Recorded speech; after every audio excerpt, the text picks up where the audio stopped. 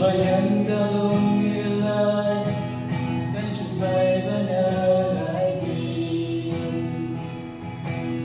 chỉ trên yêu thương như đời hoa chắc cô bay người dòng như bao năm năm với dòng hai yêu ở bà đây có chỉ được đi được mơ ở ba lối chính ai cho như chính là trong nước bay mong hát mừng ước đâu và đây ta sẽ vẫn sẽ đi nhau chú mi ngủ càng sự chết ta chỉ bước gần yêu lòng sẽ để đại như yêu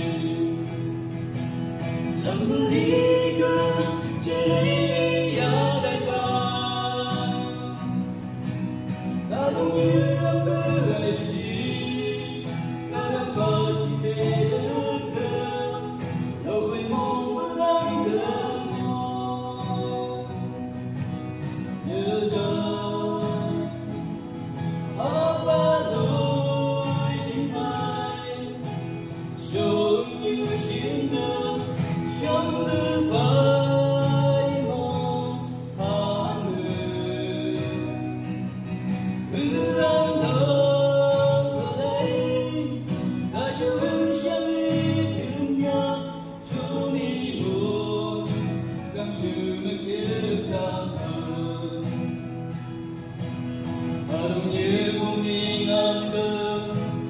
một kỳ mưa có mòn hay gì hồng đi cứ về chỉ cho này này chứ nhưng mới ăn như má vừa lắm cứ lo nghĩ là đại phải cơ đừng nhắm mắt lắm đã chỉ như ta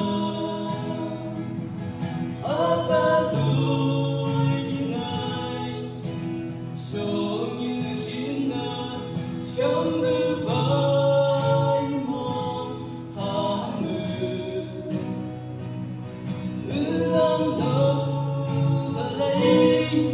ta cho vẫn sẽ đi thương nhau cho mi buồn càng chiều nước chết đau thầm ông ở đây em như cả ngày khi còn một bên mùi mang theo ta làm người đi cả lòng lại cười như kia cảm hứng làm nhà cho mi cảm hơn áo ba lối chính ai giống như chiến đơn trong nước bay mong hát mừng ước âm thầm ở đây ta cho vẫn sẽ đi thương nhau chú mi buồn càng sự mất chết tam